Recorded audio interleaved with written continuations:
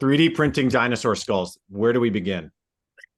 It's really interesting that seems to be a large market for relatively cheap 3D printed fossil skulls, right? Like a saber-tooth tiger skull right here. But none of them, or at least virtually none of the ones that I've been able to find, are actually to scale. Saber-tooth tigers did not evolve to fit inside of the requirements of contemporary three-dimensional printers.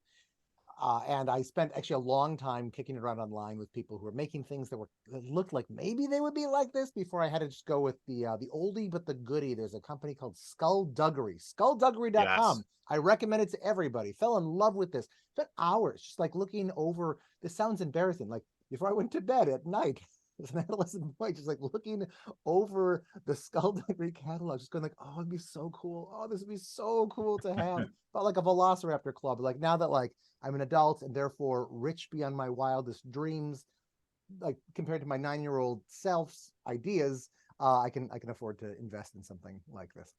It's I bad. love Just that it's an investment as well. This is all just like it's an asset in your business and something, and definitely you're gonna get more customers because you got a saber-tooth tiger just like propped on your shoulder. It's always a question of like, what could I have in the back that would actually turn people off? Because one of the well, things that we try to do is cultivate like it's sciency, right? Like we're like very sciency, we're very deep sciency, but we're not just for kids who understand themselves to be into science. Like we're into kids who are into almost any kind of thing because we use the rest of the world to make science interesting, not the other way around. I'm imagining you should put it on a little motor and have it like slowly turn or do something and like not even bring it up. Just let it do something in the background. And then if like you could lean into it eventually and discover it. And then you're talking like Pee-wee's Playhouse, Zombie, the thing. You could have a whole interactive series of dinosaurs back there. You I know what you could do? You could like put a little actuator on the jaw and just have the jaw open and close. And this would be fun if you did it programmatically based on like a word or something, a thing that happens in the class. And when the students figure out what it is, they'll start triggering it for you. You said the magic word. Oh man. I Yes. spent I spent a long time as a kid like drawing. Remember how in Pee-wee's Playhouse they had like the little dinosaurs, the claymation dinosaurs that Yeah. like lived in the wall. I thought that like I could dig in my bedroom wall and like make a little dinosaur cave there, and then maybe dinosaurs would come and live in it. I don't understand how this knowledge fit with my knowledge that dinosaurs were extinct. I don't I wasn't I avoided science classes as a kid, right? Like this is like Yeah. science did not used to be my métier. So yeah, entirely irrational beliefs about this. Thank you Well, for bringing up Playhouse. Nobody does that anymore. I love Pee-wee's Playhouse and Pee-wee's Big Adventure. Like every morning, I'm like, why do I not have a Rube Goldberg machine preparing pancakes? Of which I will. No, he doesn't. I don't think he even eats it. He just looks at it, plays with the face, and moves on. I was like, that's how I want to start a day. Watching Paul Rubens eat is nobody's idea of a good time. Yeah, I was gonna say too. On the like childhood like things with dinosaur bones. I was convinced I found a velociraptor bone in our backyard, which very clearly, like I brought it back, showed it to my mom, and she was so good to sort of allow me to think that it wasn't just a raccoon that had removed it from our trash and put it somewhere in the back. And I was like building up a diorama and basically digging up our whole backyard, looking for the rest of this velociraptor bone. And I think eventually my parents were good enough to throw it away, but they allowed me to believe that I could be my own archaeologist back there. Was it like a chicken bone? Oh yeah, it was like chicken bone from like Thanksgiving 2 weeks ago. But I was convinced. Well, I'm going to tell you the truth. Birds are a type of dinosaur, Okay, I'm following. and there is still some debate as to modern day birds where they branched off of the dinosaur family tree. It is not imp- I believe it is not impossible that all birds alive today, including ducks and stupid things like that, are literal raptors. And frankly, if they're not, like the kinds of theropods that they descend from would be in most people's eyes indistinguishable from like, oh, it's a raptor type dinosaur, stands on two legs, sharp teeth. Maybe it does have a big claw on its foot, maybe it doesn't, and they're smaller, but whatever, right? So like, yeah, like that was a theropod bone. I found it. You're right. I found a dinosaur. That actually completely changes that memory for me. You're welcome. Yeah. Thank you. Also, So, every Thanksgiving we eat dinosaurs. Sorry. Brandon, that reminds me a little bit about your planet, your blog post about how many planets we have, which, you know, I don't want to spoil anything about that. So go read it. Go in there, maybe, dear listener, with a preconception about how many planets there are. And I emphasize the word "are" there, and read the article. You'll enjoy that. But what I wanted to ask you, Brandon, in the vein of how many planets are there, would you say that birds are a reptile, or are reptiles and birds two things? Like, if you open up a science book for kids, there's a chapter on birds and there's a chapter on reptiles. Are birds reptiles? Are birds and reptiles different things? Yeah. Okay. So this gets to the heart of a lot of what I try to do. There's for your dear listeners. Is that like your general term that we No, refer to? good Lord, no. You know, we don't even have it. We don't have many listeners, so we refer to them by their first names usually. Hi, Ivan. Yeah, exactly. How do I say this concisely? There's a really good, I don't know how to, so I'll just refer to a really good Slate Star Codex post. That was my first hit into Slate Star Codex, the old blog. Now it's Astral Codex 10, famous in Silicon Valley, by the wonderful Scott Alexander, called Categories Were Made for Man, Not Man for the Categories, which points out that, look, we can define words however we want. And we need to understand that if we're getting into a fight about, like, well, like, the definition of this word is whatever, like, that's a stupid argument because we could have defined it a different way. And we should define words in the ways that are useful for what we want to do. With dinosaurs and birds and reptiles, right? So we'd say that a bird is a type of dinosaur, a dinosaur is a type of reptile. But if you want to play that one out, you can then say a reptile is a type of amphibian. And that's actually maybe the most tendentious of all of these things, but like something like an amphibian. And whatever that thing is, if we call it an amphibian, is a type of fish.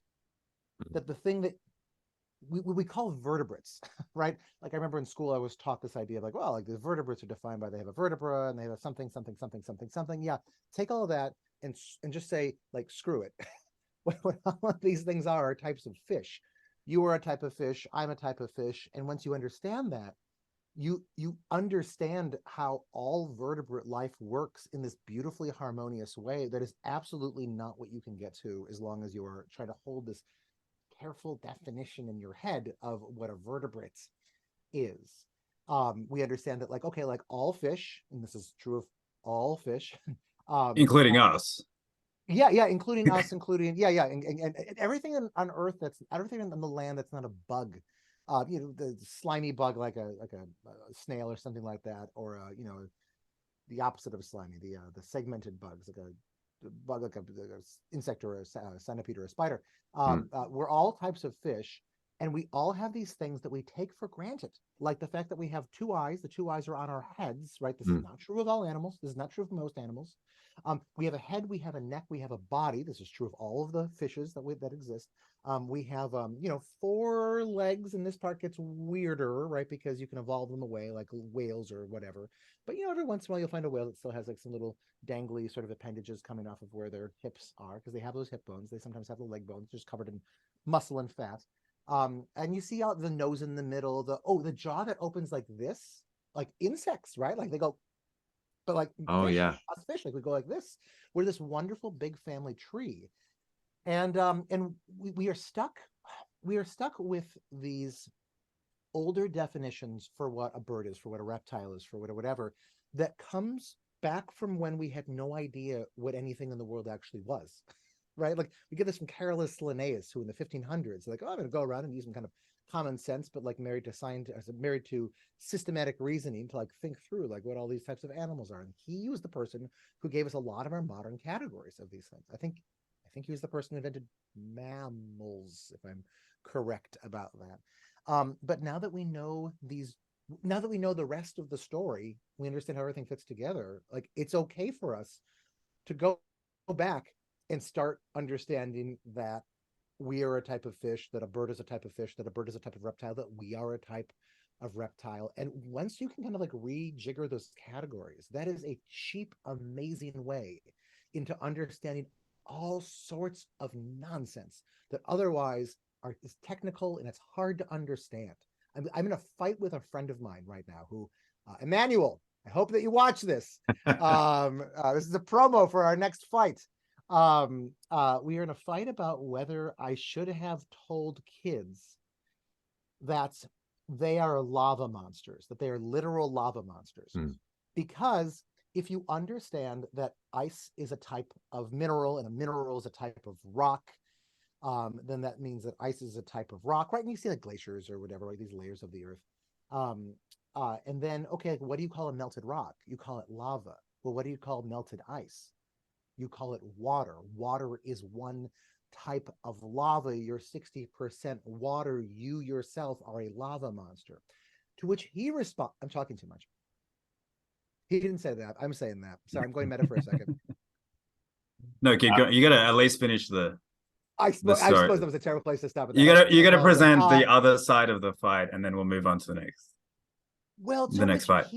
I think he's going to say something like, yeah, but defining the word lava to include like the thing that I am drinking right now to make my tea is stupid, because if somebody, says I'd like a cup of lava and you give them a cup of actual lava, their head will burst into flames. It will be things will go badly. And it's useful to define it in a way that is not as expansive as possible, that is not as awesome as possible, but that is as lethal-less as possible. And I feel like that would be a really good argument for. Yeah, that's just taking the safe way out. I love this idea though of telling kids it's okay to make your own categories for things. So I have a 2.5-year-old. She loves naming things. So she wants to know the name of everything. And now she's trying to get into like, okay, what does this thing eat? So that's the next thing she's getting into. But it also jives with what I remember where all I wanted was to discover something. I just wanted to be like, discover a new bug, discover a new bird. And I think that's connected to this naming and categorization. And it feels like you're giving me an unlock for maybe I should work with my kid and have them just create their own categorization, just like you're sort of doing. You're like, yes, it's probably valuable that you know the difference between a fish and mammals and things like that, but let's make our own thing. Let's make our own category. And we're like, you're allowed to do that. That's sort of like, sometimes I forgot going through school that like, hey, I'm allowed to do exactly what these people did in 1500. I mean, it might not be as, Yeah, go ahead. You guys will know the Steve Jobs quote that he gave at the Stanford graduation. The truth is that everything around you is made up by people who are no smarter than you. And I forget how he ends it. You can do that. Right? Like Carolus Linnaeus was a brilliant person. I'm a fan of his. But just because he had his way of breaking things up does not mean it's the best way. Although then, like, once you understand that these categories, these definitions, these terms are things that you yourself, that anybody can do, you can say, okay, why did Linnaeus do it his way? Like, what is the actual genius that his way reflects in this? Because it is, right? Like, mammal is actually a ridiculously important class. We have conquered the world, right? We've flipping reconquered the skies with bats. We are weirdly good at everything as mammals. Like, what is the mammal secret sauce for this? So it's not just about, I would say, like, we can like do whatever we want. That's not what you said. Like we can do it too, but it's this way of saying we can do it too. Yeah. The things that we are learned about are not like are not always objective. Obviously, sometimes they are objective, but like the terms that we use for them, the way that we conceive of them, are things that have human fingerprints all over them. They affect the way that we think about them. And we can go back in time in our imaginations and say, what the heck was going on here?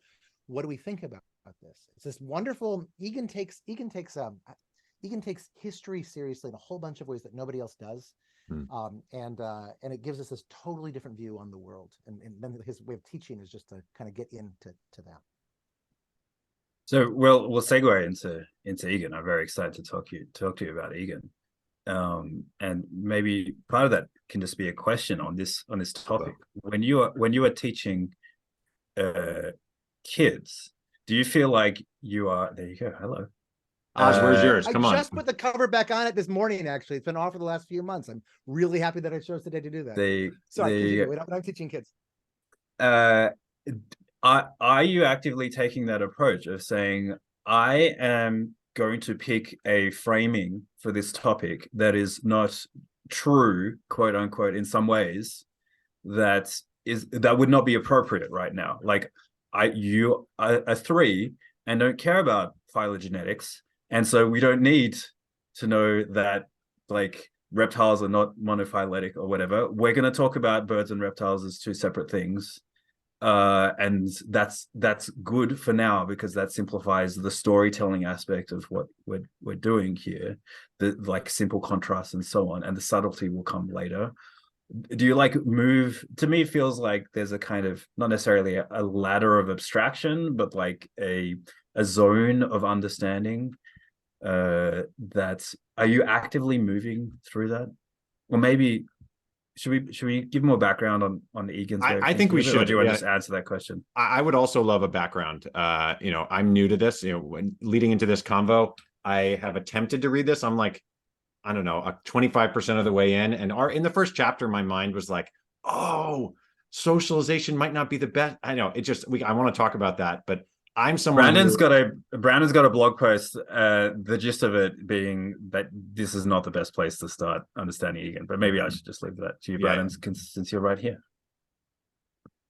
I guess I have most of his books behind me right now. If you guys have specific, like, I recommend different of his books based on different needs of people. If one is a teacher, there's a particular book that I recommend. If one is interested in the history of educational ideas, there's another particular book that I recommend. And actually, this one is, I would say, the best opening one for almost no one. I did my review of it for the Astral Codex book review contest, because it's like his big, giant theoretical one. So I thought if I do any of them, I should do this one. And I'm happy that I did that. But like, there are better places to start in Egan for that. Here, I'll just if one is teacher, this is definitely the best of his, an imaginative approach to teaching. It's written just better. I mean, he's not writing for theorists right now. He's not writing for polymaths. He's writing for in-service teachers. And my personal favorite of his is Getting It Wrong from the Beginning, Our Progressivist Inheritance. This is not the political progressivism. From Herbert Spencer, John Dewey, and Jean Piaget. Where I feel like, because he's not trying to express the so hard to express understanding that he has what education actually is, that he's actually doing this much smaller thing, so he can like unpack it in a very sensible way. He's not trying to cram too much in, and it's beautiful and it's compelling. And I gotta give it a read at some point. With the book, we have a book club that we do with my Substack. We're about to start it next week. We should do this one at some point in the future with them. That wasn't a thing. Yeah. I like the plugs. I'm looking forward to the book club. But I was going to say, my kind of goal with having you on, other than my own selfish interest in talking to you about Egan, was to see what our audience, who are mostly self-taught in some way, self-educating in some way, usually continuously so through their careers, what they could take from Egan's ideas. So they are teachers in a way, primarily of themselves and some of their peers, but not classroom style teachers. They're not in the system. They can pick and choose their own way of approaching a learning goal. And their learning goals are, I mean, for some of them, it's just the edification of understanding things better. And for some, it's, understanding their specific fields better, software engineering or adjacent fields. And in all those, we're constantly looking for better approaches. And I feel like as software engineers, we sometimes get stuck on the very specific tactical approaches, like this spaced repetition system or whatever. And there's generally a lack of a more theoretical or strategic way of thinking about one's own education, where it's like, well, over this extended period of time, how should I approach increasing my understanding? What kind of understanding do I even want? I feel like Egan may have some role to play there in providing a kind of theoretical framework. Does that overall? We probably should have raised this with you before we started recording. But is that objective with this podcast? No, in the initial email that you sent out, you had said this, which was why I've been so excited.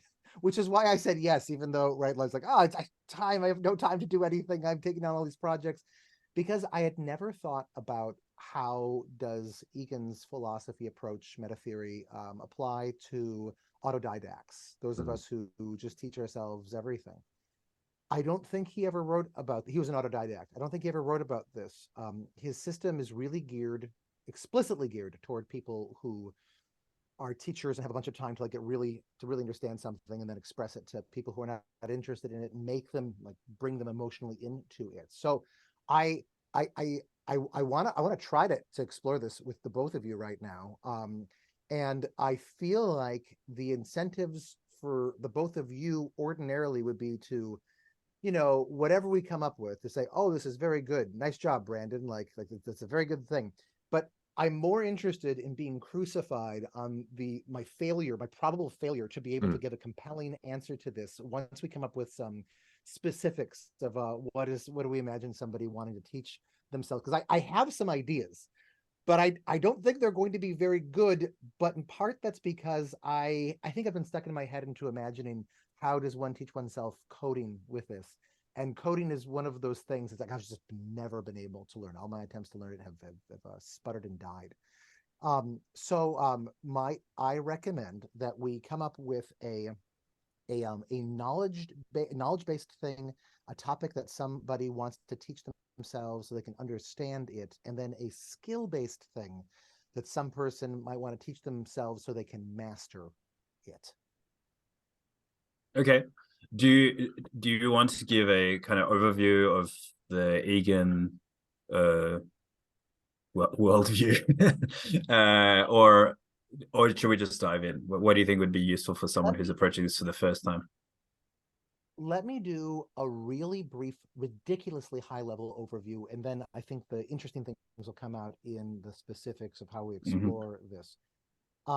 My realization recently is that Egan is the only educational theorist I know of who takes seriously what humans are.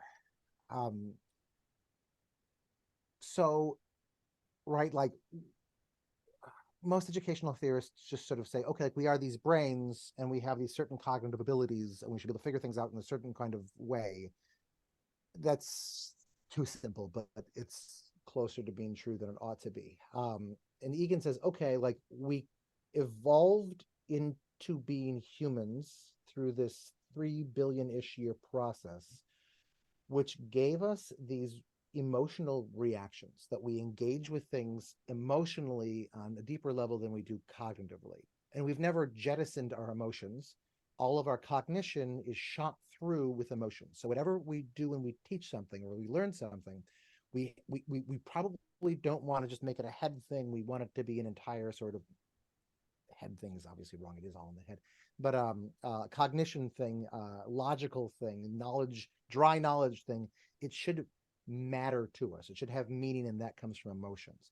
From our human past, we in the last 200,000-ish, 500,000-ish years, depending on who you follow, we have also evolved these specific set of language-based tools to make sense of the world in ways that no other animal seems to be able to, right? Like we spin stories, we can use metaphors, we use, I don't know, like rhyme and rhythm and things like that. And we can, because of this, we can paint this understanding of the world that goes far beyond what we ourselves have imagined. And humans are better at telling stories. We care more about stories, even when they're garbage stories, than we do often about actual correct knowledge, when that knowledge is done really dryly. So any kind of education should have lots of emotions, and it should be, at least use the elements of really good storytelling, the same sorts of elements that a documentary filmmaker will use, right, when he or she makes a documentary. And then, and only then, did we evolve these ways of thinking about the world that we could call abstract, that we call scientific, that we call philosophic, that we could call modern, rationalist. And these things, they're based in emotion. They're based even in some of the aspects of storytelling. And so like that's like the tip of the iceberg. When we teach, we should do all of these things because of our specific weirdo evolutionary path through history to get to the present moment. Schools assume that like, oh, kids are smart, so they can definitely like do this sort of modern math, modern science, modern whatever. But maybe the fact that everybody sucks at those so profoundly, not everybody, but really almost everybody, including people who have like fancy science degrees, oftentimes do not understand. They show that they're not able to think scientifically. Maybe it's because this one weird way of thinking is a absolutely weird way of thinking, of feeling, of encountering the world, and that the way to get to that is by kind of thinking about the things that we passed by, the things that we built that understanding on in the first place. That's Egan in a nutshell, standing on 1 foot. I think I'm actually 1 foot tucked underneath me right now, and the other one is lightly touching the floor. So it literally was, I think, Egan on 1 foot. Still too long and whatever, but okay. So that makes me think, I'm thinking through something specific, and one thing that we can maybe Oz, you have a different idea, but as a working software engineer, you often sort of enter as a typically like front end engineer or full stack. So you're like making websites and things like that. And that's how you can kind of break into the field typically. And then you do that for a little while, and what typically happens is there has to be something more to this. The work starts to get a little bit repetitive typically. And then you try to find some subdomain or some area where you can go deep, be on the frontier of knowledge. Maybe that's in databases, maybe that's in networking, maybe that's in AI. And if we wanted to get specific, a lot of people are thinking like, oh, could I write my own neural network? Could I work for an AI company? And in many ways, they've abstracted it away that anyone can sort of easily use these simple libraries and use a neural network. But to actually write one, then I have to know linear algebra and math. And when I've encountered it, I've sort of looked at that. I didn't learn linear algebra in school. So then I'm like, oh, it's based on, I better go further back and go all the way to algebra and go all the way to basic arithmetic. And then that's my mental map. It's like, I have to keep going all the way back to like scratching things on a chalkboard. And then only then will I be comfortable to go to that level. So that's one maybe specific context. And the other thing, your overview, your one-legged overview made me think, which I think you touch on in your blog post, is that what you're describing, the sort of story-based, emotional based, that's like the complete opposite of a linear algebra textbook. And e-commerce, they figured that out. They're using lust, envy, greed. They're using stories for movies. Like e-com's got it figured out. Instagram feels fairly Eganized to me. But when I open that linear algebra textbook, unless it's written by someone with a sense of humor, there's no stories. There's like maybe reading comprehension puzzles, which are just like masking the equations I'm meant to practice. But I look at that and that doesn't touch on anything that you're describing for Egan. And that's probably why I never made it through the textbook. At least now that maybe this is giving me an excuse for never having made it through that textbook. Yeah, textbooks suck. Yeah. Textbooks ignore all the tools that people have figured out over the eons to make things meaningful, content rich, interesting, and they just ignore all of those and say, yeah, let's give you the facts. They try to, what's ironic is they try to simplify in order to make it easier, but oftentimes what they then cut away are the things that make it easier. It's weirdly easier to learn. An example of this is the names of the planets. It's easier. Oz, you know the names of the planets thing, because I think I mentioned it in that blog post. Maybe it was at a footnote or something like that. Right. But do you guys know the whole like the rationale behind the names of the planets in order? There was like a mental game, my mother something. So there's sort of that, like there's like a PEMDAS thing. Yeah. I can't remember it, but I've memorized that one before. Yeah. Someone pointed out to me a few years ago that Mars, his father is Jupiter. Mars is Ares, right? Just the Latin version, the Roman version of the god of war, which is why it's red. It's supposed to be covered in blood. They thought it was covered in blood. And then who's the father of Ares? The father of Ares is Zeus. Zeus is Jupiter, right? The Roman version, again, because we named the planets of the Roman versions. Zeus Pater, father Zeus, Zeus pater, Zeus pater, Zeus pater, Jupiter, Jupiter, Jupiter, right? There's Mm. Jupiter for you. Who was Jupiter's father? Who's Zeus's father? It was Cronus. Kronos, the god. Yeah. Yeah, exactly, right. So there was no Roman Kronos, so they had a borrowed, obscure deity, Saturn, had a scythe kind of like it, or something like that. Got a minor harvest god from Turkey, if I'm remembering correctly. But anyway, like Jupiter's father is supposed to be Kronos. Who is Kronos's father?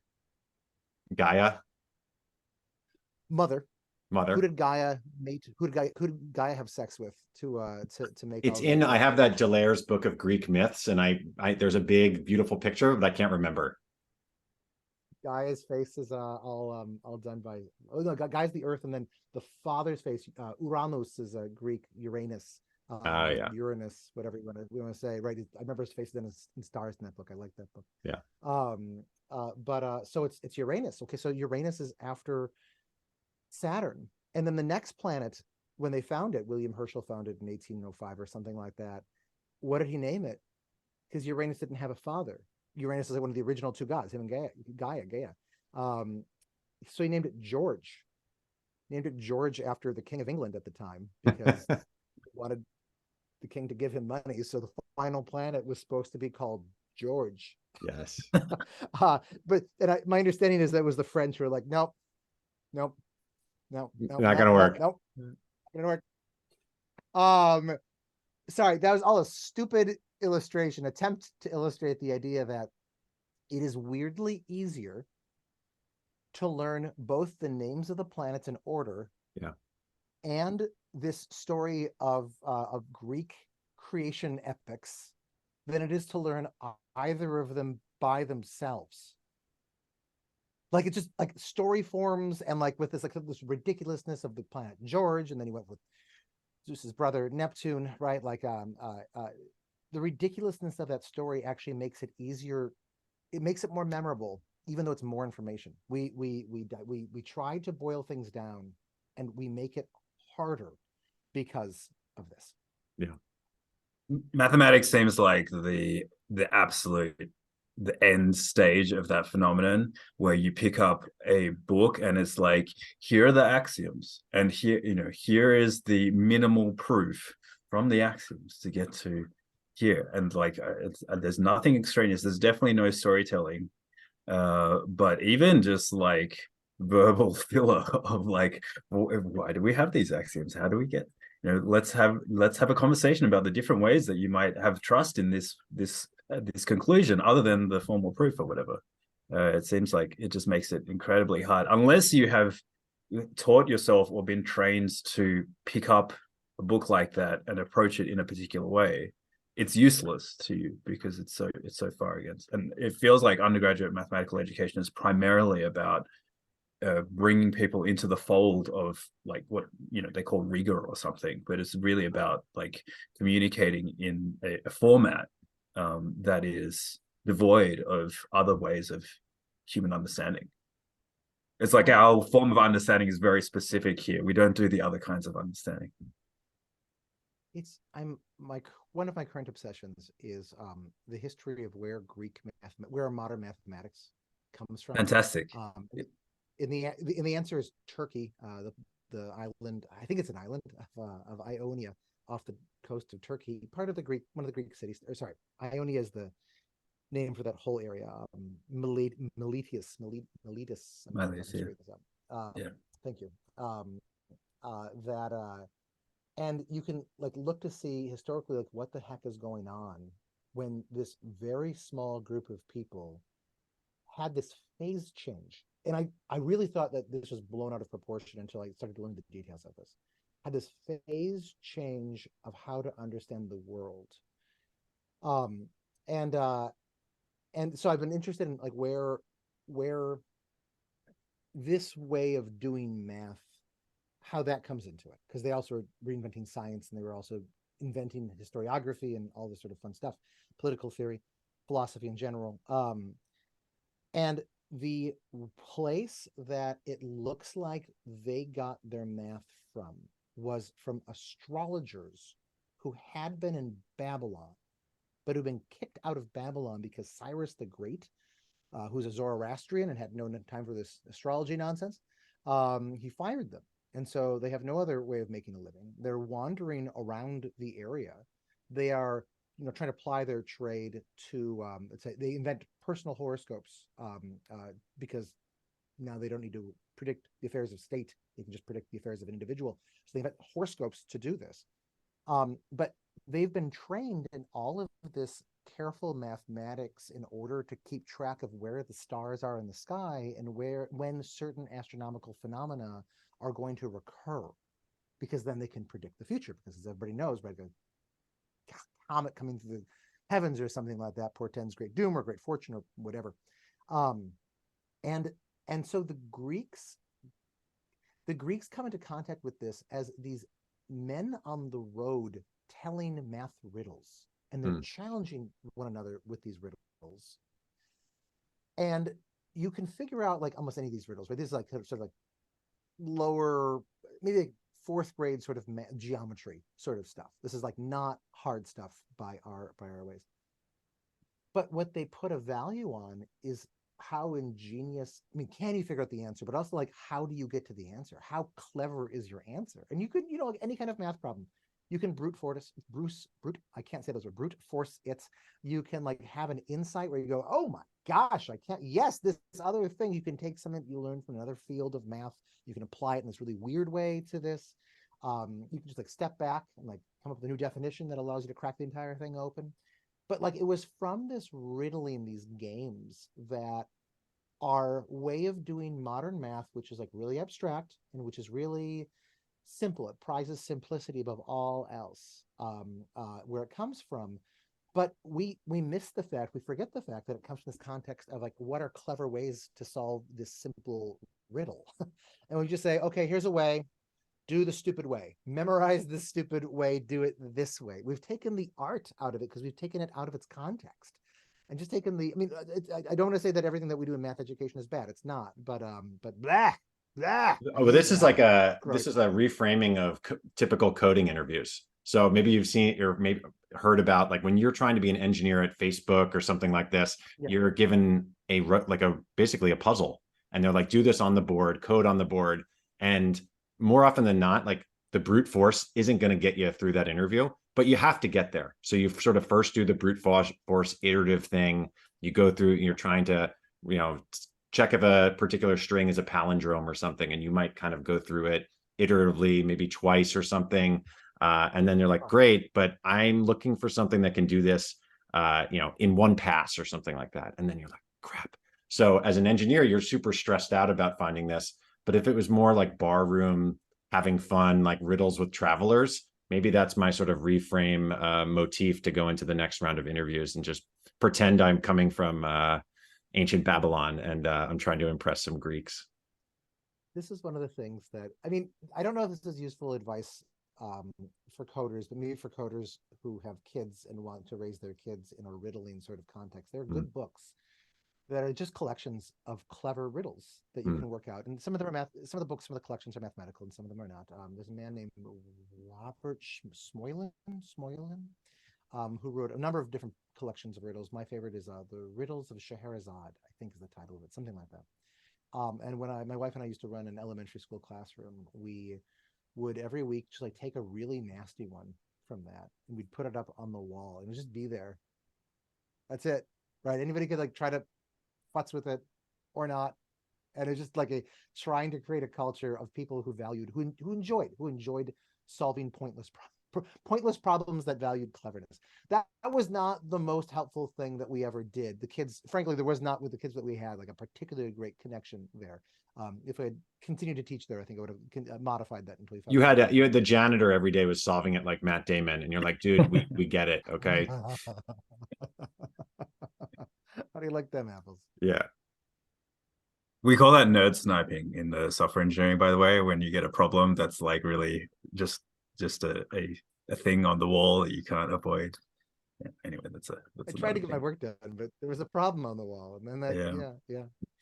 Oz, what was the Yeah, so I think the way that I want to try and connect this back to autodidacts is in a context where a lot of really useful stuff is in a form that does not recognize this diversity of approaches to understanding, where we do have very good textbooks when good is measured by how far it's gone down this path of, say, distillation into a simple form. One way to approach that maybe linear algebra is a reasonable intersection between our like areas of familiarity for us to talk about that. Would that be reasonable, Brandon? As a kind of Oh no, example? not at all. I have no idea. No. Okay.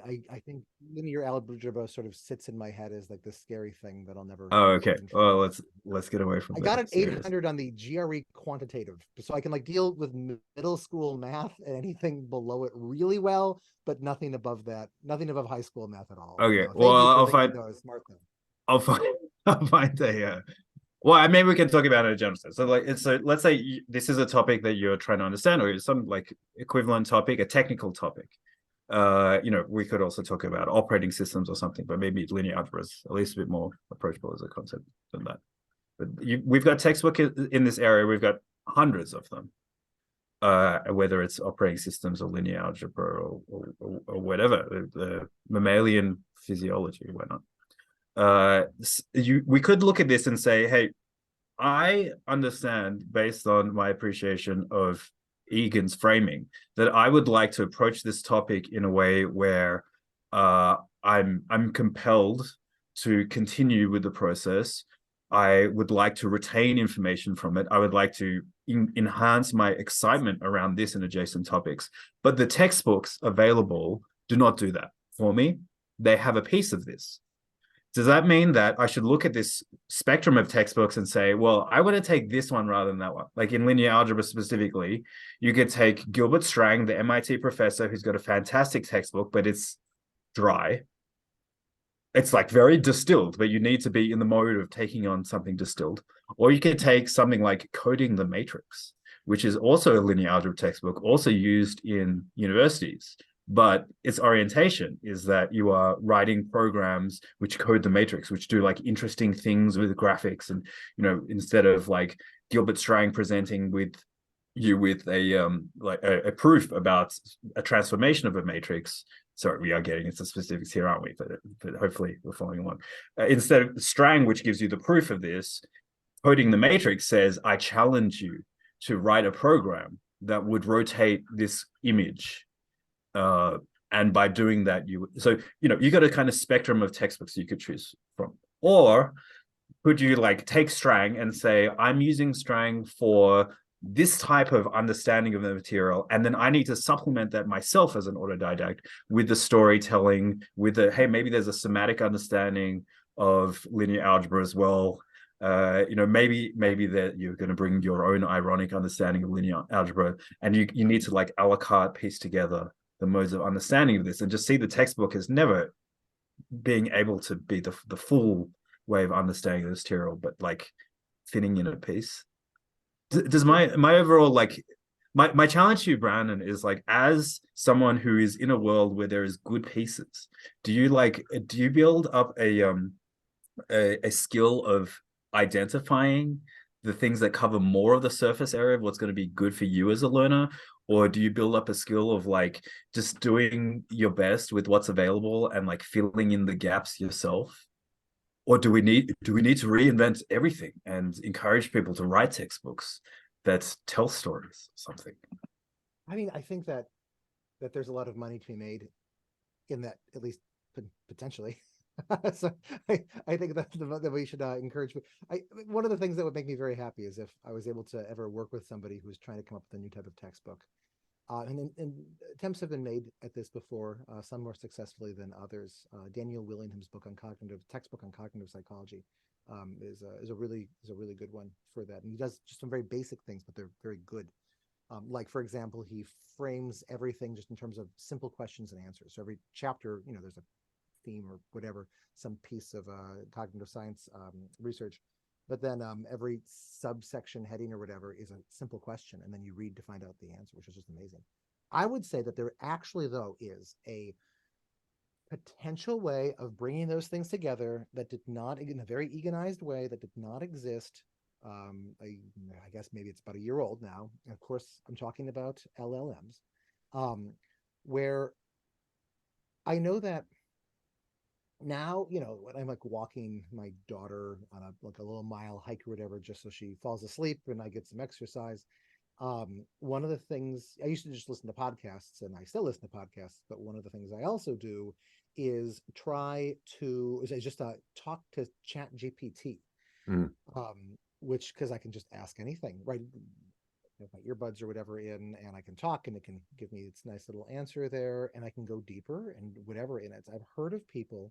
Tyler Cowen mentioned somebody who he's reading, I don't know, Leibniz or somebody really Heidegger, somebody really hard, and he would just have ChatGPT on, so he could ask an in real time question about what might Heidegger mean when he says this, and it'll give him immediate feedback. So what I'm wondering is, can one get the best of both worlds?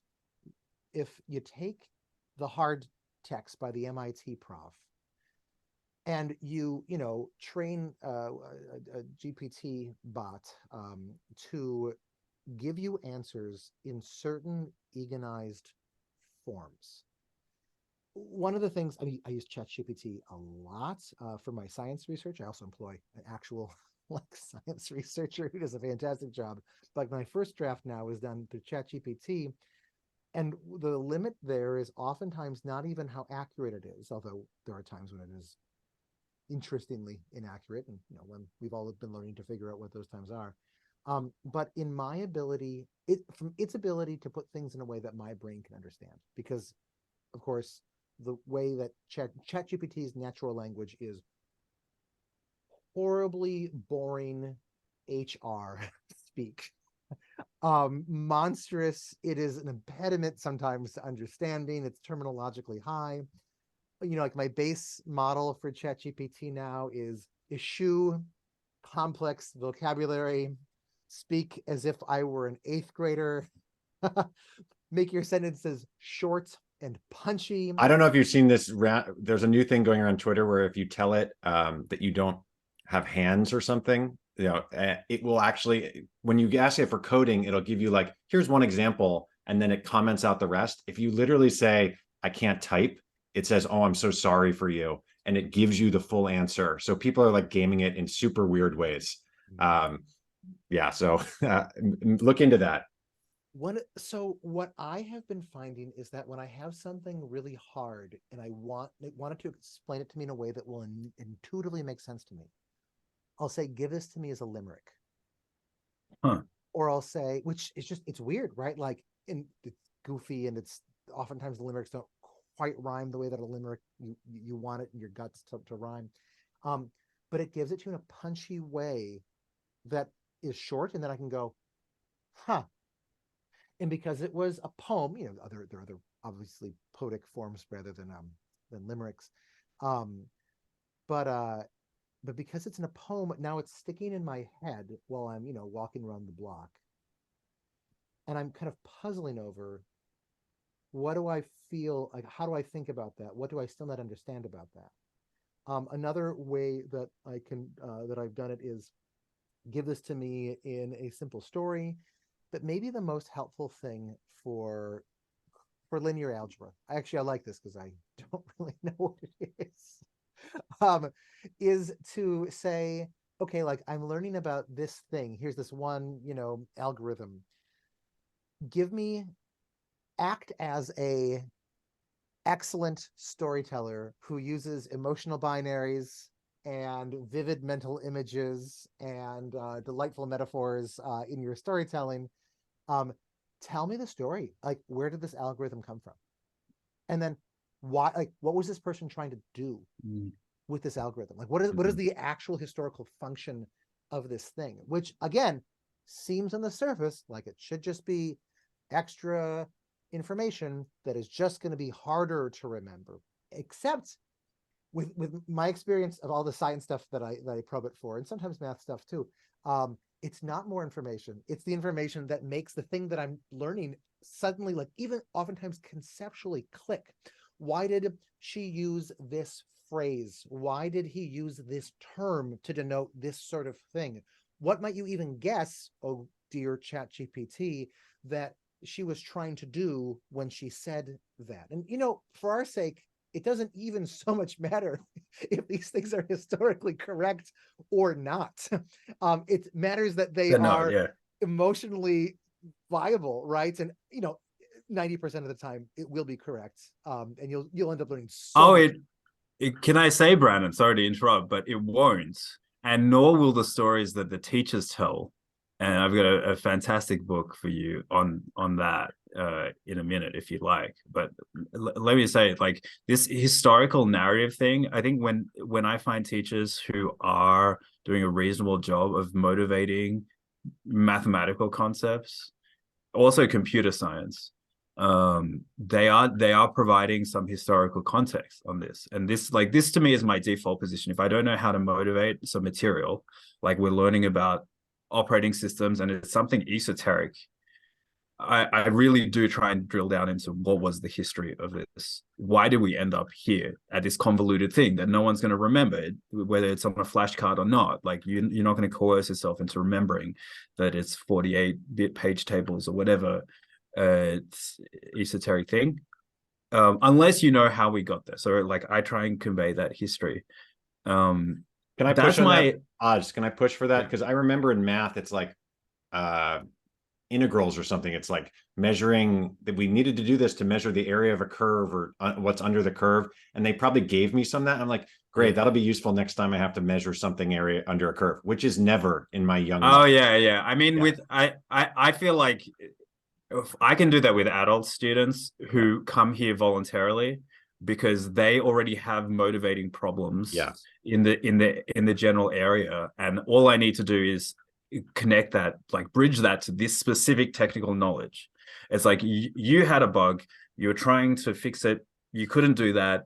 Now you need to know more about operating systems, including this virtual memory system. But to follow me even on this journey for this one class that you're motivated to take because of your like professional interests, I still need that hook for that one class. Yeah. It's like, this is another example, Brandon. It's like some API call on your website is looking really slow, and it turns out, like, looking into the database and understanding you need to add an index, which is a more efficient way of looking things up, and it, like, that solves the problem. And then if you present that to Oz, if he's like, has anyone had like a slow query, every person raises their hand, and then Oz can go in and explain how an index works and like why that matters. And you're right, the hook's already there because I felt the pain, which I was also thinking, with volume of water and stuff.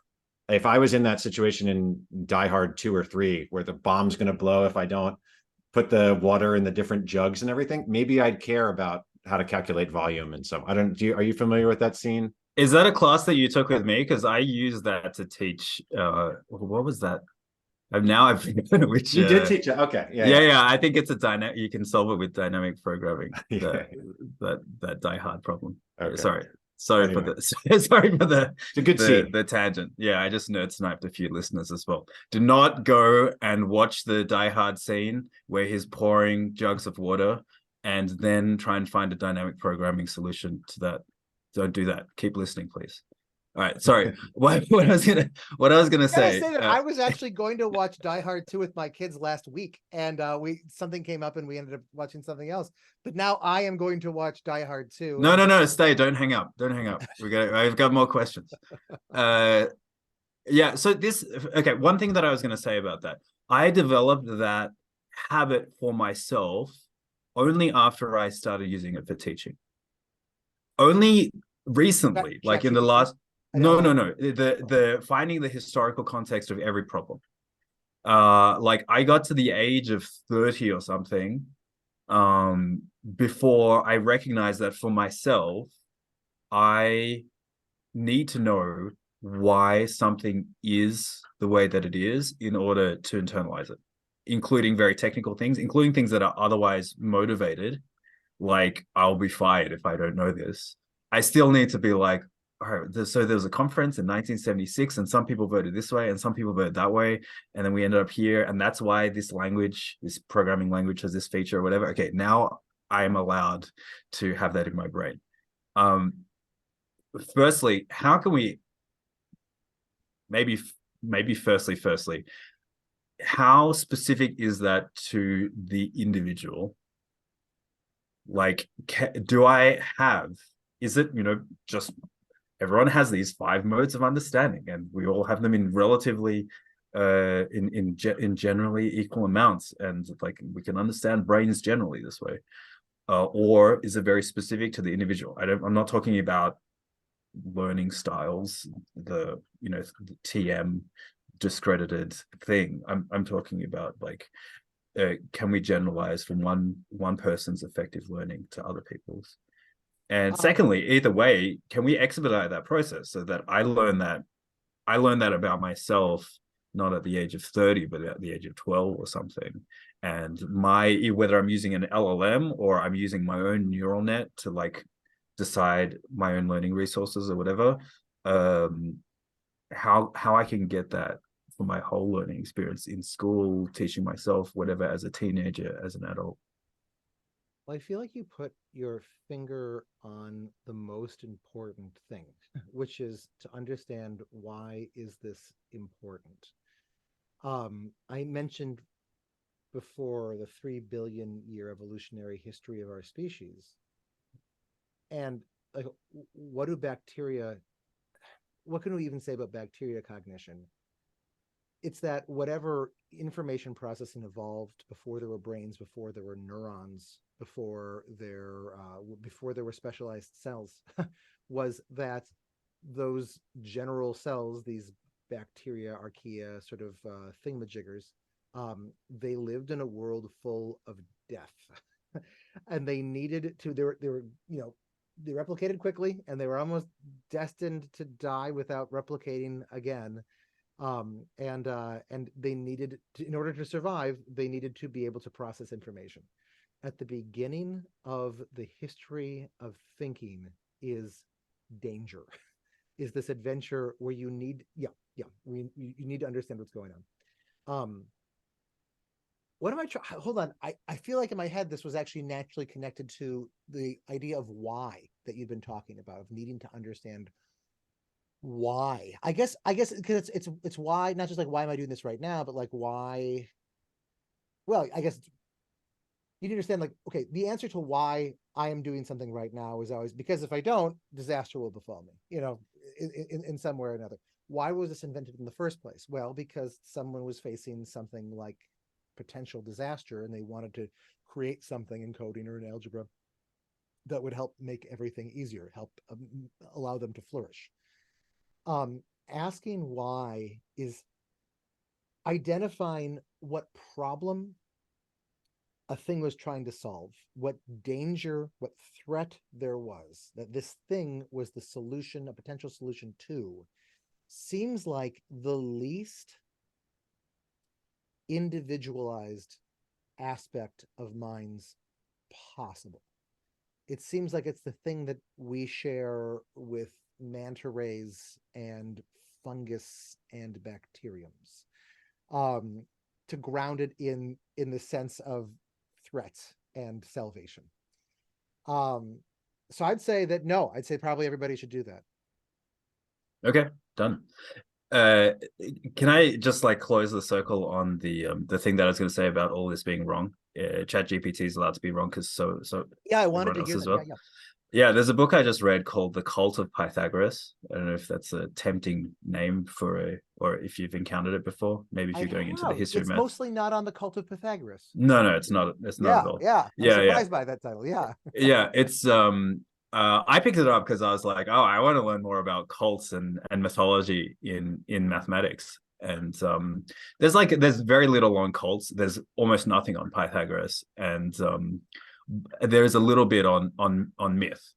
But what's interesting, I mean, what the book is good at in particular is looking at the historical record in relation to stories that are commonly told in mathematics, in the history of mathematics, which are also, incidentally, very commonly used by people who are trying to motivate mathematics. They'll be like, here, we're going to talk about irrational numbers now. There was this guy who was part of the cult of Pythagoras who was drowned, whatever, and it's all wrong.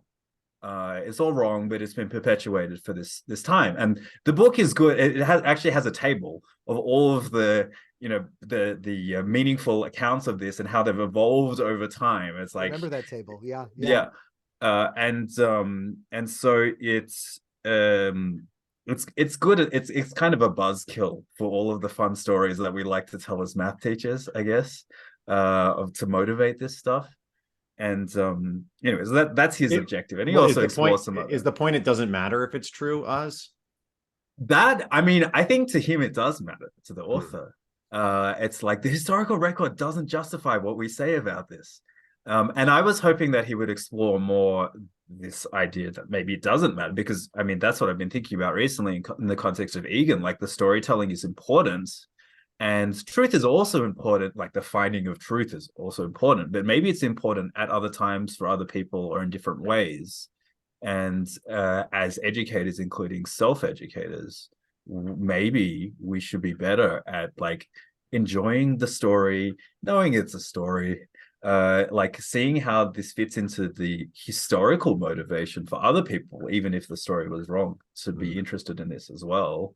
Or even just saying, if it's totally made up, who cares? If whether there was a person or not at this time, at this period of time, like, let's just imagine that you're part of a cult and you really believe that all numbers were rational, and someone showed up with this. Like, how would that make you feel? Maybe that's a valuable thing, as like you're saying, Brandon, an emotionally evolved being, to actually have that be part of the experience of learning something where we do progress out of that, and want to be able to get into a mode of thinking where we don't have the emotion, maybe that might cloud us, but that the wrong story is actually valuable along the way. I mean, I think you're doing a great job of laying out the pluses and minuses to the false stories that are very memorable and help us get interested and actually understand some of these things better. I think that I think a lot about this just from the perspective of teaching history, which is the thing that I'm actually professionally trained to do. Of there's so much great history that's probably of dubious historical value, and what do you do with that? Like, do you tell it so then you can untell it later, and it's interesting to untell it? And I think the sort of easiest compromise position on this would be to say that one story about George Washington, one story about Pythagoras goes as such. And then we can say, like, maybe, maybe not, probably not with this one, maybe with this one. I don't know. You can look this up if you want. Most people won't look it up. They don't get it. They want to keep Santa. They want to keep their stories, and that's fine. I will say that two things, and one of them is specifically on the idea of cults, because I think I have a good idea about it's cult related for autodidacticism. But I wanted to recommend this book. It's Cool. I knew you were going to do that when you started talking about the history of mathematics in that way. But sorry, not to interrupt your recommendation. I had this in the bathroom earlier, so actually I'm glad that I take it. It's a Princeton University press, and it goes through like, here's how they derived these things. But it vacillates between that and really great stories of some of these things. And he points out that. Sorry, can I first just a lot of people are listening to this and not watching, so I will say it's A New History of Greek Mathematics, Raviel Nets. Would that be the pronunciation of the author's name? Raviel Nets, yeah. Raviel Nets. Yeah. This is the book that Tyler Cowen last year, after reading a few pages or something. Now I'm making up stories. After reading, he was like, I'm one chapter in and it's clearly the best book of the year. So and then like last week he actually included it as his in his like official best books of the year list. I'm like, I may have missed that in the best books of the year. Yeah, as he was reading it, he was like, yeah, I'm like 5 words in, and it's definitely the best book I've ever read. It was like $60 or something. And like upon because I was interested in the topic, and like upon his recommendation of that, I was like, bye. Yeah. One of the things that this points out is that there's that story about how Pythagoras, when he discovered the Pythagorean theorem, that he was so happy that he sacrificed 50 bulls to the gods, and how that was definitely meant as a joke, story. Like it was never supposed to be true, because the one thing that everybody knew about Pythagoras is that his cult was a bunch of vegetarians. So the idea that he'd be so happy and sacrifice 50 bulls to the gods, right? It's like, I remember having told students that story before. And then but then I would also remember every once in a while, wait a second, wasn't he also a vegetarian? This is really weird. I would say, but having to do with cults. Okay, so one way of understanding what Egan is talking about, when it comes to really academic, heavy, analytical disciplines, is that these things usually arose as specific movements that were, this next part is my innovation, that we're trying to mend the world. I'm thinking specifically of economics. Like economics, there's a really good book in economics that I can never remember the name of, that talks about the early history of economics. There's a bunch of people saying wait a second, supply is it supply or is it demand that runs the world? If we could figure this out, maybe we could fix all of society and banish poverty forever. And it was from that you get all these really technical, wonky, numeric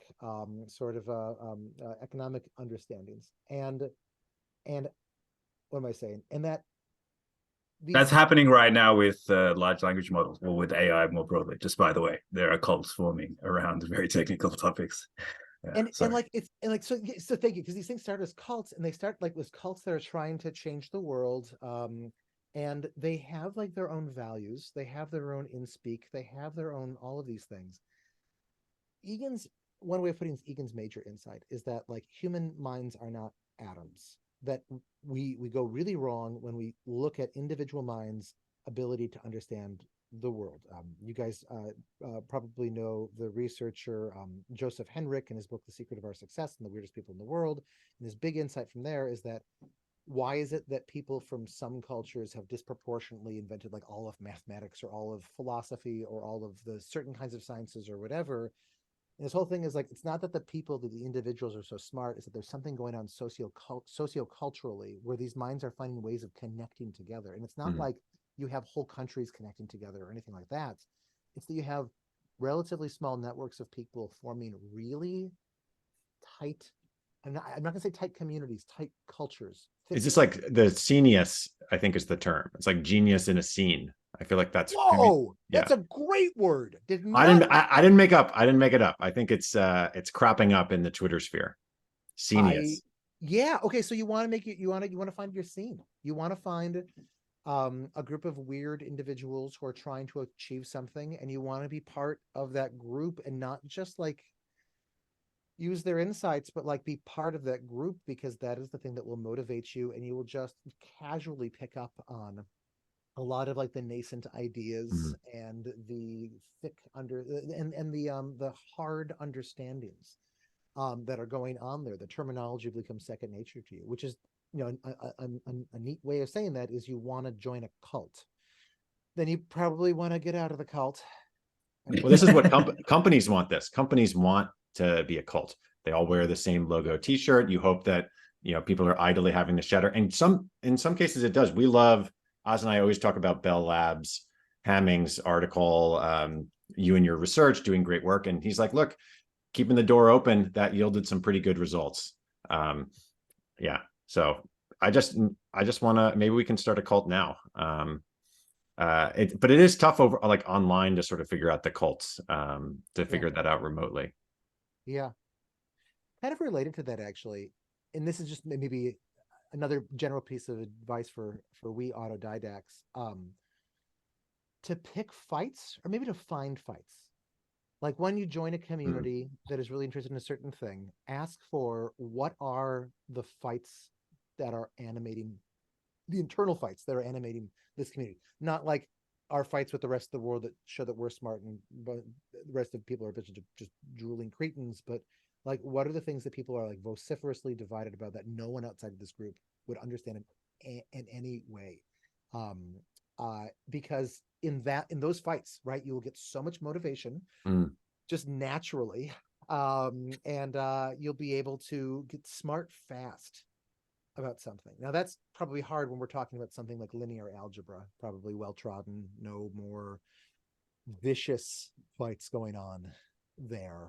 But for something like LLMs, probably more 3D printing, I don't know. There's that XKCD, right? All communities are riven with stupid factions, and this nested fractally. It goes on. It goes on forever. So find all of the fights that you can find, and that will gin up the motivation to get good in that field. But I mean, is the idea that you find the fight that you care about and ignore the others? No. No, you just engage in all the fights. Because you don't know what you'll care about at first, right? You have to pick your fights, obviously. But like, I'm trying to think. Like in what's a field that I know something about? I don't know. In paleontology, right? Like it's my bona fides. I realize right now that I'm. Oh yeah. I'm supposed to wear this the gym. I'm supposed to wear this the gym today. Oh, sorry. For people who are listening to this, I happen to be wearing a Jurassic Park shirt underneath my official teaching sweater. But like for a while it was like, are dinosaurs warm-blooded or cold-blooded? What killed the dinosaurs, which is actually kind of a live debate now still. I'm friends with mostly some people in the asteroid camp, but I'm weirdly tempted toward the volcano camp.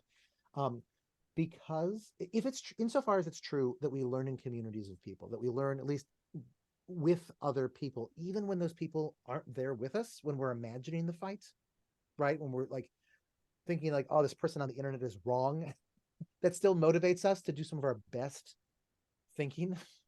Yeah. So to find the fights that are inside of dinosaurs right now would be a great way of connecting your mind to a live wire of motivation that will then also power you through all of the other stuff that you need to learn if one is a budding young paleontologist, as we all had aspired to be at some point in our lives. Oz, you didn't actually say anything about dinosaurs earlier. No, Australia has that. Yeah, not as many as you might imagine. At least just the fossil record is not very good because of geology. Old rocks. Yeah, geology. We got a handful, and we really cling on to them. There's one. Sorry, this is a tangent. I got young kids, and I want them to see dinosaur bones. They want to see dinosaur bones. They're not happy with the chicken bones. And there's one that's within driving distance of us. So we don't have many dinosaurs. We cherish them. Yeah, we need an app. Dinosaurs near me. What was I going to say? Look, I feel like some people may just need to hear that they have permission to learn things in different ways. And I think sadly the debunked learning style framing of you learn things in different ways may have thrown people off of that. Like just the visual learner versus whatever those were, may have been just like an unfortunate quirk of pedagogical research. So to hear this and say, well, look, just think of yourself as this evolved being that may respond to a fight, that may respond to a story or something, and say, this is okay. It's fine. Like, it is true that we like to do mathematics in a certain way for these reasons, but you are allowed to embrace the part of yourself that gets excited about a false story, or that gets excited about fighting someone who's wrong on the internet. And that this may drive the kind of thing that created the proof in the first place, that other people had this drive as well, even if we have our reasons for focusing on what's like definitely true or whatever. We have other aspects of our being that enables us to learn this stuff. I think that's a useful thing to know. And I'm realizing now that there's been a through line, and I've been giving all of the least helpful answers. I knew it. No, I'm just kidding. Yeah. Yeah, I knew it. We had stopped recording like 40 minutes ago. Yeah. Don't worry. This is never going to see the light of day. Don't worry, Brennan. This is what YouTube clips are for. So yeah, go ahead. Okay, are you ready? This is going to be a clip now. Charlie, take a note of the timestamp. Yeah. Brandon, no pressure. This is going to be a YouTube clip. Ozzy, you have been asking a bunch of questions that touch upon the idea of individualization, and I hadn't realized that you put a really high value on that. Which, good, yes, absolutely, that makes sense. And I think every time I've been focusing in my answers on the opposite of that, which I'm okay with the things that I've said. Except for that one moment that we cut out just because of all of the screaming and cursing and Yeah, bleeding. yeah. But other than that, under that moment, I'm happy with all of it. The thing in Egan that I feel like really does connect with individualized learning is to say that the core thing for learning is that it has to matter to you. And we are, each of us individually, I'm going to say the ridiculous way of saying this, we are our own unique snowflakes. We are all very different from each other. And even oftentimes the small differences will make a huge, have a huge effect on what it is that we find meaningful. And so when one has the pleasure of teaching oneself, one should always start with the, why might this matter to me? Mhm. And maybe then the best way that we can bring in LLMs to this is to say something like, is to ask it something like, okay, like, here's the thing I'm trying to learn. I'm confused about this little thing. Here's like my situation in life right now. Here are my interests. And maybe like one wants to make like a separate, window for ChatGPT or whatever that just, you never close, or put this in its long-term instructions or whatever. And say like, guess why this thing might matter to me, Mm, given my background, given my psychology, that's cool. given my set of interests, the fact that we're a Jurassic Park shirt, given my career aspirations, or like the aspirations that I have of potential using this someday in the future. Like, tell me a story where I am what was the character's name? John from a Die Hard. Oh, Where I am Bruce Willis's character in Die Hard, and I have to try to save I have to dismantle the bomb, create a Nakatomi situation for me Plaza. where this could actually matter, and then you could do that, and that would actually reflect, that would respect the individuality of every person, starting with the mattering and using an LLM to come up with ways that maybe it could matter to us. Maybe that's the secret sauce. Now I'm going to push back on that, Brandon, and say, Yeah. yeah, while you are right about all that, yes, and the thing that I find so interesting about Egan is that it's an earnest attempt to find what is universal, and serious insofar as he points out, the other schools of pedagogy have not been honest about the richness or complexity of our ways of growing and learning, where the progressivists got some things right, but they were wrong from the beginning, and the Platonic academy style teaching is also wrong in these ways. Egan is making an earnest attempt to reconcile some things and find what to him is universal. And so this idea of having, and I don't think we spelled this out for people listening, but his 5 forms of understanding are things like somatic, the way that we just are born and understand through our bodies, and as you're saying, Brandon, in the context of literacy, having it. Well, I skipped one, didn't I?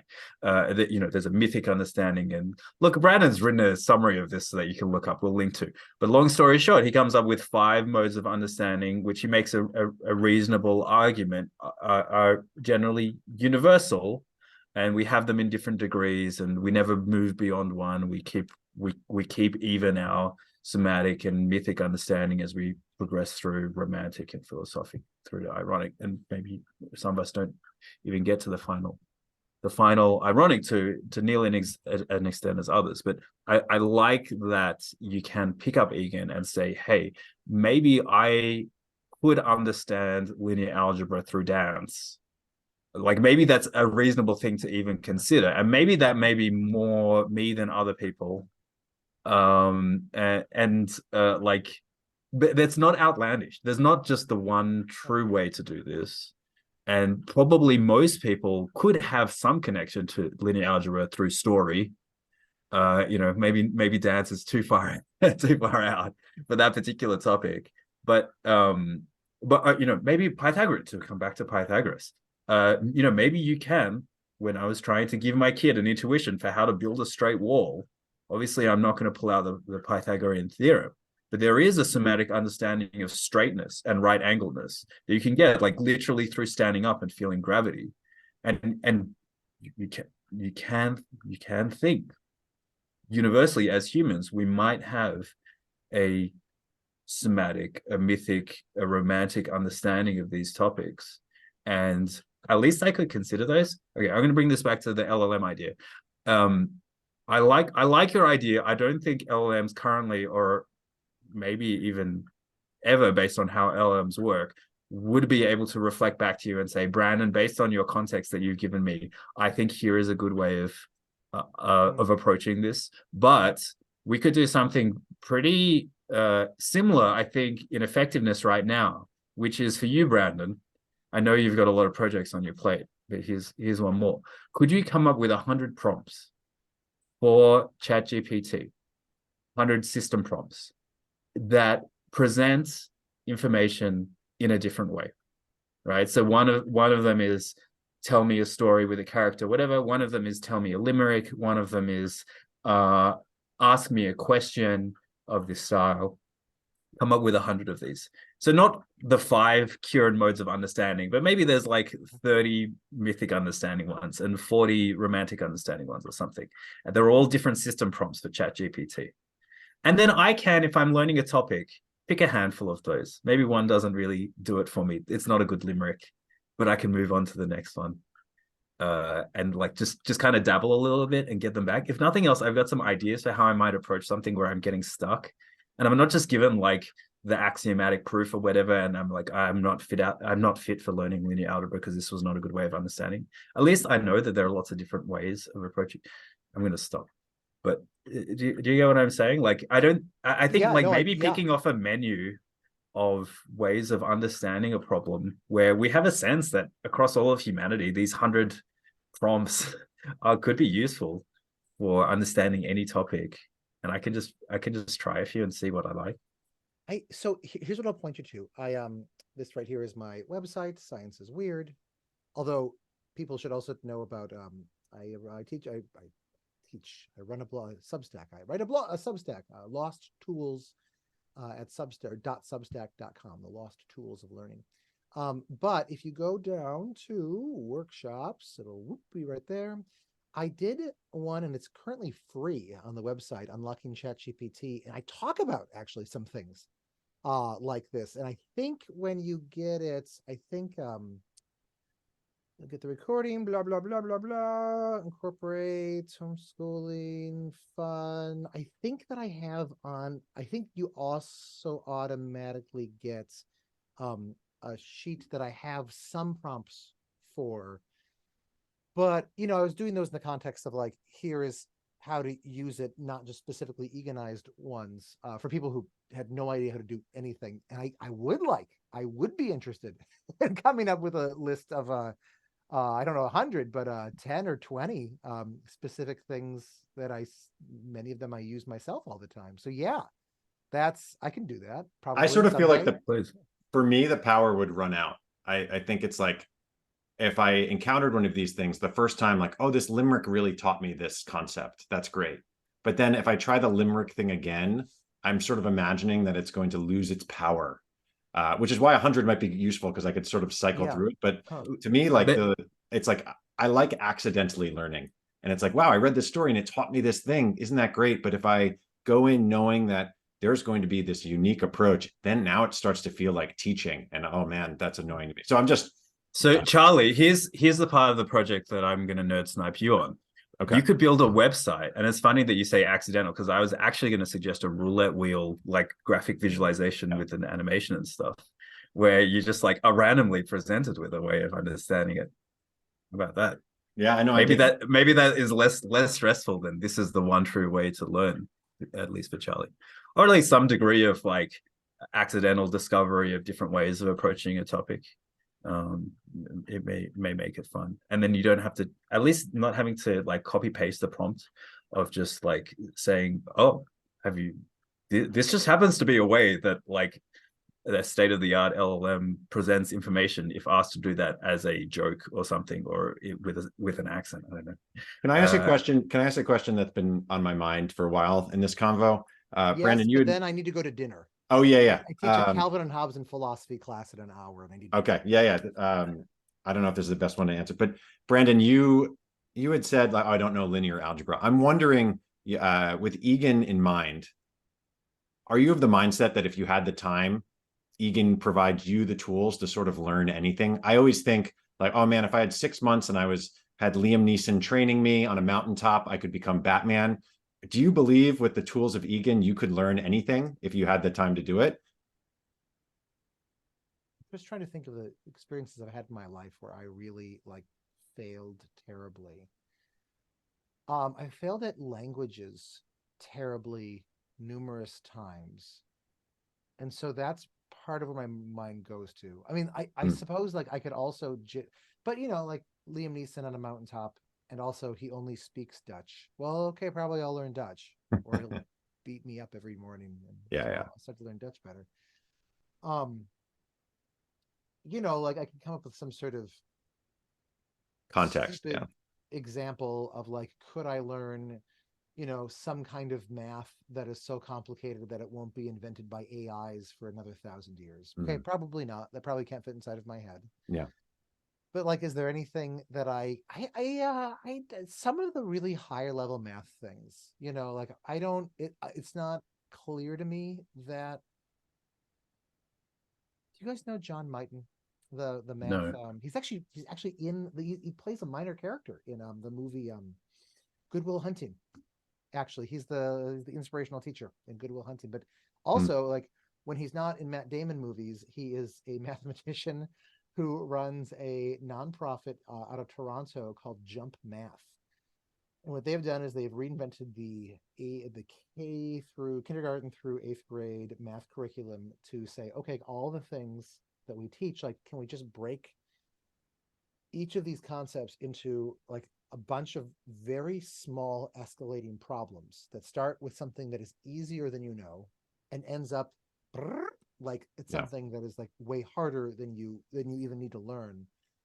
I referred to this, he doesn't have a name for his method that I know of, but I refer to it as the micro scaffolding method, where instead of like being a ladder that one needs to like try really hard to climb up the steps, like it's just like broken down into individual tiny little pieces, which is something that Bertrand Russell and Alfred North Whitehead came up with in their 2014 whatever Principia Mathematica.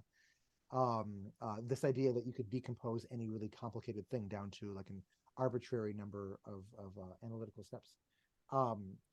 And dang it, it works. It works really well. So I don't know, like even maybe some like the really high level, you know, Andrew Weil solving Fermat's last theorem sort of things, right? Like maybe if it was just broken down at all those steps and I had Liam Neeson to beat me up when I didn't work. I feel like mine would just end in an Escher staircase and I'd just be circling somewhere. Do you think that there's anything in your brain, like at some level you can just take neurons and you can connect them together, right? Every neuron, like short of having an interest. This is my model of how how brain works. I don't really understand how a brain works. But like short of having really interesting trauma in your cortices, like you can connect any neuron to any other neuron. Anything that when you imagine something Oz that is like linear algebra, like really high level, like there is a certain pattern of neurons that are firing there, right? Like we could describe it using shapes. We could describe it using, you know, some sort of picture. If I can get that same series of neurons to fire in my brain, then I think I should be able to understand that too by definition. It would be weird if I couldn't. But then, you know, I don't really understand how brains work. So I don't know. I'd assume that, yeah. Honestly, the Egan stuff, when it's just a question of can I understand X, I feel like the Egan stuff is not even as useful for thinking about that question. Just like real cognitive psychology, neurology sort of stuff is the most powerful for cracking that nut. Yeah. Well, Brandon, for me, go ahead. I was just gonna say, for me, the lesson of it is not that you cannot get to 100. Like you're at 20. It's not that, oh, you can definitely do this thing and achieve the outcome.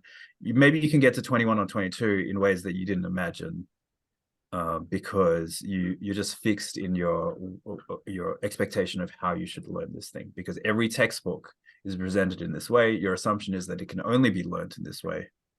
And so when that doesn't work for you, you give up. Or just go to a different staircase. I feel like I'm trying to learn this. I get to 21, and then I see there's another staircase over here, and that looks kind of cool too. And why not do that? That feels like that comes at the other thing I wanted to say before you go, which I just loved in your website with Egan too. The world is fascinating, and I love learning. And if nothing else, I took that away. Who cares what staircase I'm walking on? I could be walking in circles as long as I'm having a good time. That's how I feel. Yeah. It's been a real pleasure, Brandon. I want to talk to you as well about weirdness, and I love the fact that your school is science is weird. I wanted to talk to you about eclecticism in education, but maybe that's a topic for another conversation. If you'd like to have me back on some time, I would be delighted to do it. If we ever did that, I'd be interested in send me a I would be interested in taking on as like an hour-long thinking exercise. A person is struggling to learn X, where X is some sort of coding sort of thing. Like, how could Egan and I don't know, other cognitive psychology stuff, like how could that be useful? I would love to spend an hour thinking about that specifically. So if you even like want to like float out to your people who have discrete first names, listeners, Ivan. Adam, if you want to ask Adam, does he want to like volunteer for this sort of thing? Yeah. I could spend an hour kind of brainstorming like a bespoke, Eganized self-study way of exploring or mastering this skill or understanding this topic. That sounds awesome. Very good. Yeah. Thank you so much. Looking forward to seeing the saber-toothed tigers chomping in your next video. So hopefully you can figure that out. It's plastered. It's very, very delicate. Very delicate. Not with that attitude. All right. Thank you. Bye, Have a good folks. dinner. Thanks. See ya. So